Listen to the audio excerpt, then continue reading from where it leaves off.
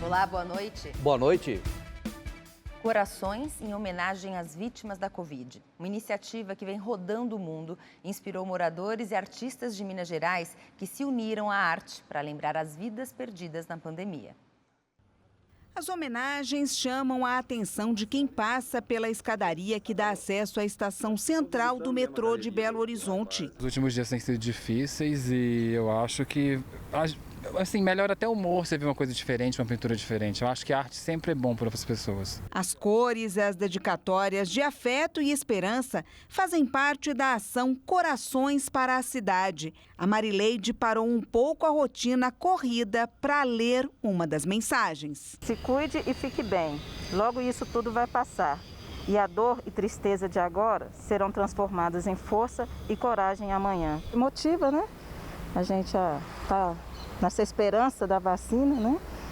Eu acho muito bacana, muito legal. Emociona muito, porque eu fui uma dessas, né? Passei e não observei, e quando observei, realmente eu me emocionei muito. A iniciativa foi inspirada no memorial público pintado por voluntários em Londres para homenagear as vítimas da pandemia. Aqui em Belo Horizonte, os corações tomaram conta dessa escadaria que fica em uma região tombada da cidade. A mobilização de afeto também ajudou na revitalização do espaço. Para quem sobe essas escadas todos os dias é bem legal, né? Muda um pouco, ver algo melhor do que era antes. Antes era só pichação, coisas desagradáveis escritas, agora melhora bastante. Acho que é um conforto, né? Até para as famílias, ver que alguém se importa com o que está acontecendo e é uma homenagem bem legal. O artista Alexandre Rato é um dos autores da intervenção em homenagem aos afetados pela Covid-19. Foram 4 dias de trabalho intenso e ele fez questão de registrar cada momento. Nesta obra, toda a história importa. Eu trago muito esse lado da vida. Eu não trago o lado da morte, não trago o lado do pesar. Uma mensagem de vida, uma mensagem para quem ficou, para quem está vivo, para quem sobreviveu. Os corações também chegaram a Uberlândia, no Triângulo Mineiro. A gente sempre vê pichações aqui e hoje eu fiquei encantada com a iniciativa, né? Principalmente esse momento difícil que a gente está vivendo. Então você passa e vê 1 milhão de corações desenhados em homenagem às vítimas de Covid. Realmente é muito bacana. Amor, compaixão ao próximo. Somos todos irmãos. A Justiça do Rio de Janeiro determinou o bloqueio de R$ 2.450.000 do prefeito de Duque de Caxias na Baixada Fluminense.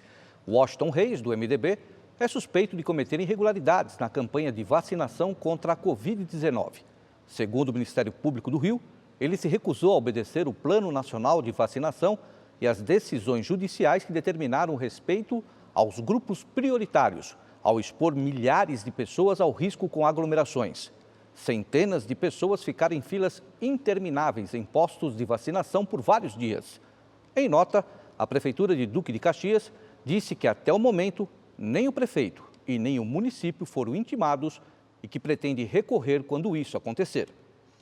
O prefeito do Rio, Eduardo Paes, anunciou hoje nas redes sociais que vai acelerar a vacinação contra a Covid-19 para os grupos prioritários.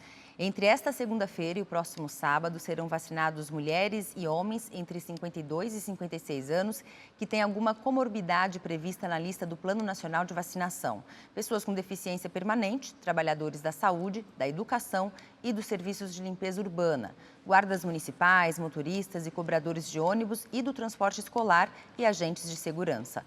O avanço será possível porque o município recebeu mais doses da vacina AstraZeneca do que o previsto. R$ 4 milhões. Esse é o valor que a Rede TV já distribuiu em prêmios nos sorteios do Festival de Prêmios do Rede TV Plus. E as chances de ganhar não param com o novo Sorte Agora.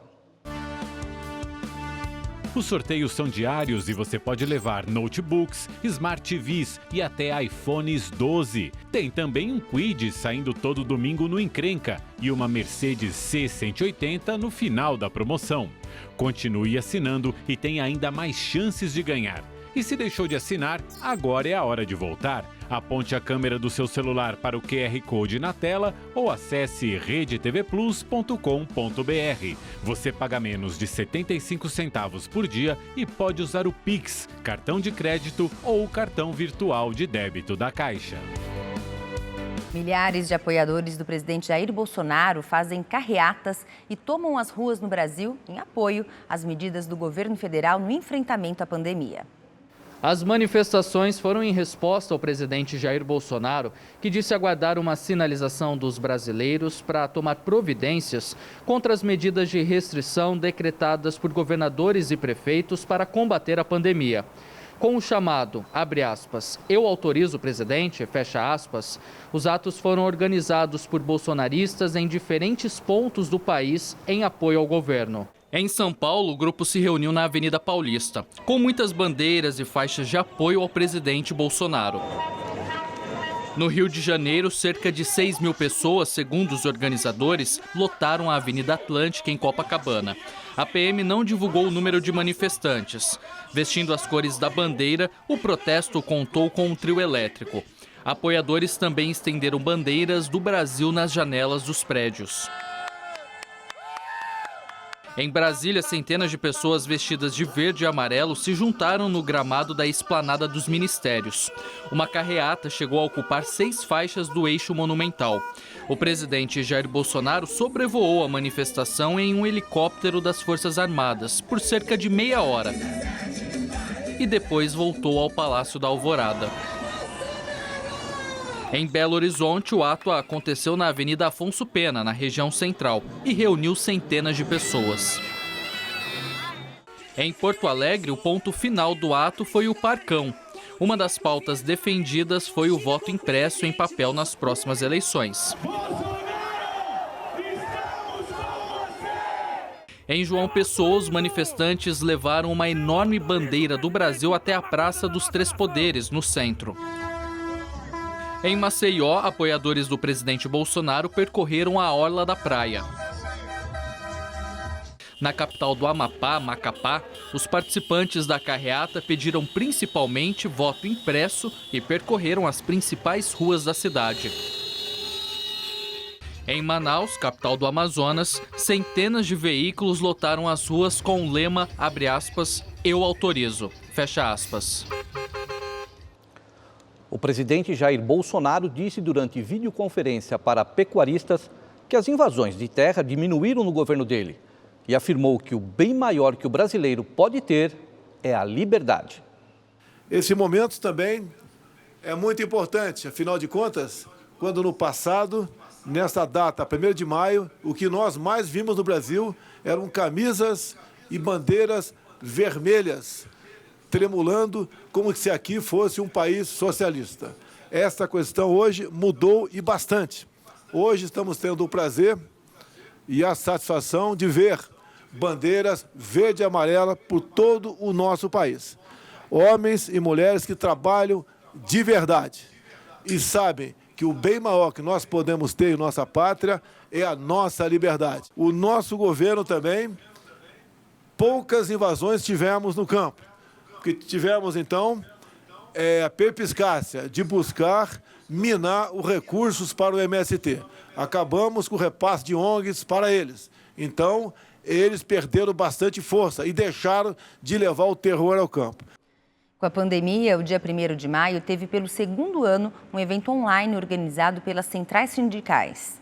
Participaram o ex-presidente Lula e a ex-presidente Dilma, ambos do PT.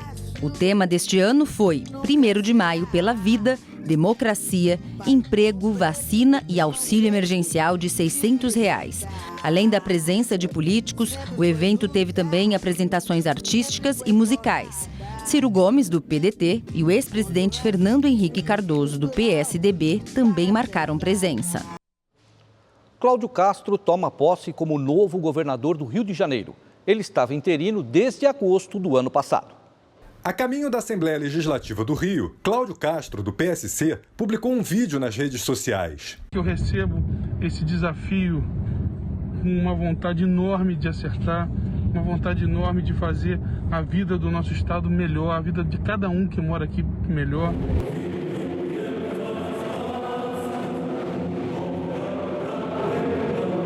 A cerimônia no Palácio Tiradentes começou com mais de 1 hora de atraso. Castro leu o termo de compromisso e logo depois assinou o termo de posse, deixando o cargo de interino e se tornando o governador efetivo do Rio de Janeiro. Cláudio Castro removeu a máscara para ser melhor compreendido e pediu 1 minuto de silêncio em memória das mais de 44 mil vítimas da Covid-19 no estado. No discurso, pediu um pacto pela reconstrução do Rio de Janeiro. O momento é realmente de reconstrução, de firmarmos um pacto pela retomada dos empregos, de enfrentarmos a pobreza e a fome, pela vida da população do estado do Rio de Janeiro. E afirmou como prioridades o combate à violência com reforço de policiamento nos bairros e também a pandemia de Covid-19. Continuaremos nossa luta contra a Covid, vacinando, abrindo leitos, buscando insumos. A luta pela vida nesse momento é o que mais importa. Passamos pela primeira onda, pela segunda e estamos nesse momento atravessando a terceira. Esse percurso sempre teve em mim um governante respeitoso à ciência e aos profissionais de saúde. À tarde, no Palácio Guanabara, sede do governo, Castro fez um pronunciamento e voltou a falar em combater o coronavírus sem prejudicar a economia. Cláudio Castro assume o governo no dia seguinte ao julgamento que decidiu pela destituição de Wilson Witzel. Esta é a primeira vez desde a redemocratização que um governador do Rio de Janeiro deixa o cargo após ser condenado em um processo de impeachment. A votação de ontem no Tribunal de Justiça foi unânime. Os 10 integrantes do Tribunal Especial Misto, composto por 5 desembargadores e 5 deputados federais, votaram a favor do impeachment e da perda dos direitos políticos de Witzel, que está inelegível por 5 anos. Witzel é acusado de desvios de recursos públicos na área da saúde. Bares e restaurantes de São Paulo já colocam em prática as regras do decreto publicado pela Prefeitura que autoriza a instalação de mesas em vagas de estacionamento na rua. O atendimento aos clientes nesse esquema vai valer durante a quarentena. O primeiro fim de semana após a prorrogação da fase de transição do Plano São Paulo foi movimentado nos bares e restaurantes da capital paulista. A partir de hoje, os estabelecimentos poderão funcionar com o horário estendido, das 6 da manhã às 8 horas da noite. E tem novidade: mesas e cadeiras nas ruas estão liberadas. Um decreto publicado pela Prefeitura permite que bares e restaurantes utilizem parte da via pública para atender os clientes enquanto durar a quarentena. O Sadi é dono deste bar na zona norte de São Paulo e aprovou a iniciativa. Como só tinha um espaço interno, o pessoal ficava com mais medo ainda, de vir e aglomerar. Então eu acredito que agora, essa semana já, esse final de semana já começou a melhorar bastante e eu acho que na próxima semana vai ser bem melhor ainda. Neste restaurante, na região central, muita gente também optou por sentar do lado de fora. Que para nós é muito mais seguro que esteja ao ar livre do que estar lá dentro e assim, não nos sentimos seguros lá dentro. Aqui é muito mais seguro. A gente consegue ter um espaçamento bom aqui entre as mesas e tudo mais, então pra gente é muito importante, é muito mais seguro ficar aqui do lado de fora.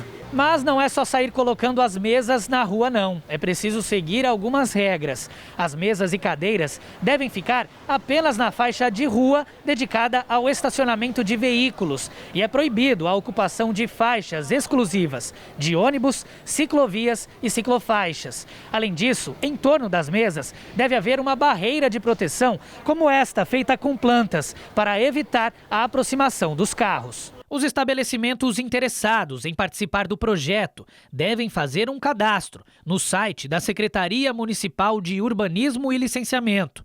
Só depois disso estarão autorizados a instalar as mesas nas ruas. Para o diretor da Associação Brasileira de Bares e Restaurantes de São Paulo, o projeto Ruas SP é a principal medida efetiva do poder público até o momento para o estímulo da retomada econômica do setor. Temos trabalhado agora para aumentar ainda mais o número dessas ruas liberadas, como também o retorno da permissão de uso das calçadas para a utilização de mesas e cadeiras nela. Para este infectologista, a nova medida pode sim oferecer mais segurança aos clientes. A gente sabe que o ar livre é o local ideal e com menor risco de transmissão de doenças respiratórias como a Covid-19. E vem em boa hora porque a gente está vivendo um clima mais frio e esse clima mais frio ele é propício à transmissão de doenças respiratórias como a Covid-19 e a gripe. Além de bares e restaurantes, outros setores não essenciais também estão autorizados a atender o público em horário estendido, como o comércio não essencial, salões de beleza e barbearias, academias, clubes e espaços culturais, das 6 da manhã às 8 horas da noite e apenas com 25% da capacidade. E no comércio de São Paulo também houve muito movimento no primeiro dia da terceira etapa da fase de transição do plano de reabertura da economia. Nas ruas da região do Largo 13, na zona sul da capital paulista, nem parecia feriado. Muita gente aproveitou para comprar o presente do Dia das Mães. A Maria Heloísa já escolheu o que vai dar para a mãe dela, mas fez mistério. Foi muito legal, mas eu não posso falar, né, porque é segredo, ela tem que ver depois. Com a prorrogação da fase de transição do Plano São Paulo para todo o estado até o dia 9 de maio, o comércio poderá atender presencialmente das 6 da manhã até as 8 da noite. O limite de público é de 25% da capacidade. Também é preciso seguir todas as regras sanitárias, como o uso de álcool em gel e máscara. Para os comerciantes, a retomada é um fôlego a mais. A situação financeira do país não está boa, automaticamente acaba acarretando para todos. Então a gente está com um pouco mais de dificuldade, mas retomando o comércio agora numa forma geral, de todo o horário, vai ajudar muito mais. Segundo o governo, a manutenção do relaxamento vai depender da taxa de transmissão da Covid-19, que reduziu nas últimas semanas. Esse casal torce para que os números continuem diminuindo. Que a gente vai casar e aí a gente nem estava conseguindo os preparativos porque estava tudo fechado. A compra pela internet já é uma realidade para a gente, né? Então assim, a gente já está mais acostumado. Porém, tem coisas que são mais fáceis, né? Você comprar presencialmente. A gente sente falta um pouco de sair, de ver a coisa ali, já de pegar na hora ali, já levar para casa. Então, a gente se sentiu bem voltando a poder fazer isso, né? E no Dia do Trabalhador, o Rede TV News vai contar a história de um jovem de uma favela do Recife que desde cedo batalhou muito para estudar e realizar um sonho. E esse dia chegou. Quem conta essa história é a repórter Caroline Fernandes. Biologia, História, Sociologia, Geografia. Foram nesses livros, resgatados do lixo, que Davi encontrou a chance de ter um futuro melhor. O cotidiano de menino pobre, morador de uma favela no bairro de Afogados, no Recife, sempre foi difícil. A mãe conta que ele só aprendeu a ler aos 7 anos. Ele foi para a escola já tarde, eu e minha mãe que pagava o reforço para ele. E quando ele fez 7 anos, não tinha vaga nas escolas para ele, a gente pagou o reforço, ela ensinou ele a ler, aí ele teve que sair daqui para ir morar em Cavaleiro. Passamos 10 anos lá. E os 10 anos parece que lá foi só para aprender, para dar mais uma ajuda, uma força a ele. Depois que terminou o ensino médio em 2018, Davi não encontrou emprego e pediu para trabalhar na reciclagem com o avô. Eu não podia ficar sobrecarregando nem meu pai nem minha mãe. Eu tinha que conseguir alguma coisa para ter um dinheiro extra. Aí a única saída foi trabalhar aqui com meu avô, quando não tinha integral, e conseguir um dinheiro assim. Foi aqui nesse depósito de recicláveis que Davi encontrou a porta de entrada para realizar um sonho quase impossível. Ingressar numa universidade pública. A realidade de jovens pobres como ele contraria qualquer expectativa do tipo. Segundo dados do IBGE de 2013, somente os 20% mais ricos do país ocupavam mais da metade das vagas nas faculdades públicas. As camadas mais pobres representavam apenas 3,7% desse total. Davi é um desses poucos que conseguem driblar todas essas dificuldades e acessar o ensino superior. Ele agora vai cursar Geografia na Universidade Federal de Pernambuco. O futuro universitário é o orgulho do avô. Muito orgulho, a gente fica emocionado, né? Porque hoje é muito difícil um menino dedicar isso hoje aqui, que nem estudar quer. Tudo de graça tem, ninguém quer estudar. Ele não, ele sai daqui para Jaboatão. O colégio dele é Jaboatão, daqui, e tem mais essa, e não tem uma falta. Depois de um tempo, Davi conseguiu um emprego de carteira assinada, mas não abandonou o sonho de entrar na faculdade. As horas de descanso foram dedicadas aos estudos. Ele não deixava de desacreditar, não. Ele sentava na mesa e estudava. Ele carregava tanto livro daqui que tinha dia que eu dizia, eu vou jogar fora, eu já não aguento mais, que é tanto livro aqui dentro de casa. E ele ficava rindo, ele dizia, mamãe, mamãe, mamãe, mamãe, e ó, mamãe, mamãe, hoje deu o que deu. E veio a recompensa. Quando eu vi o resultado, eu fiquei muito surpreso, eu saí correndo em casa, comecei a pular, acordei minha mãe, acordei todos os meus familiares para dar a notícia. Foi muito bom, muito gratificante, sensação de dever cumprido. A família inteira fez festa para o primeiro universitário da comunidade. Agora, a meta é conseguir dinheiro para um computador. A gente estamos na luta para ver se a gente consegue um computador, porque eles estão precisando de uma cama. Ou a cama ou o computador. Aí a gente está vendo como é que vai ser isso aí, mas eu acho que vai dar tudo certo. O estudante, que é um exemplo de superação, quer ser professor e ensinar outros jovens como ele que a vida pode ser diferente, mesmo num país tão desigual como o Brasil. Isso que aconteceu comigo não é exclusividade só minha, não é algo que acontece só com o Davi, é algo que aconteceu só na minha vida. Se qualquer jovem de qualquer lugar, ou até mesmo adulto, idoso, se dedicar, se esforçar, estudar bastante, pôr na sua cabeça que você consegue chegar em lugares altos, você vai conseguir, independente do que falam, independente do que venham a dizer. Acredite em você, acredite no seu potencial, que você vai longe. Agora vamos aos números da Covid-19 no Brasil. De acordo com o Ministério da Saúde, o país registrou 13.242.000 recuperados. 1.076.000 pessoas estão em acompanhamento. O Brasil ultrapassou hoje a marca de 406.000 mortes causadas pela Covid-19. Evoluir cada vez mais no esporte é o desejo de todo atleta. E agora uma pesquisa mostra que uma substância da pimenta pode ajudar a melhorar a performance nos exercícios. A Mariana Barros começou a correr para melhorar da depressão. Na corrida, ela encontrou uma nova forma de viver e hoje é apaixonada pela sensação que o esporte dá para ela. Alegria, prazer e foco. No começo foi bem difícil, porque eu não tinha vontade mesmo, mas aí conforme eu fui vendo que eu conseguia atingir distâncias que eu nunca imaginei, aí eu fui gostando mais e mais e mais e mais. A Mariana tem se preparado para provas de maratona e hoje ela conheceu uma pesquisa bem interessante na Universidade Federal do Piauí.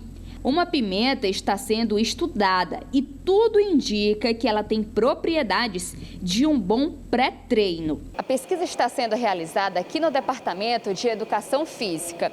E como é que ela é feita? Os atletas estão aqui sendo testados em diversas modalidades, como na musculação, na corrida, no ciclismo, no triatlon. A partir disso, os atletas vão ser analisados se a potência muscular aumenta com a substância.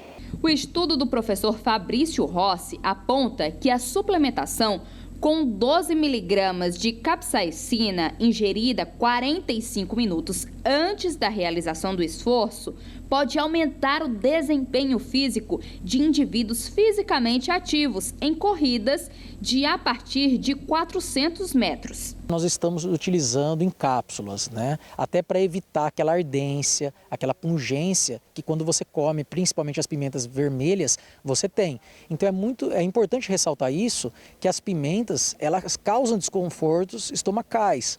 Então é muito difícil atingir as dosagens recomendadas para performance comendo a pimenta. Então é muito mais fácil utilizar as cápsulas industrializadas. O Elton está fazendo mestrado na UFP e também está pesquisando a capsaicina, mas na atividade de musculação. Nosso grupo já vem investigando essa substância há algum tempo. Nós já estudamos ela na corrida, no desempenho da musculação e agora nós estamos estudando na potência, para verificar a velocidade e potência. Rede TV News fica por aqui. Uma ótima noite para você e a gente se vê segunda-feira. Boa noite e um bom domingo.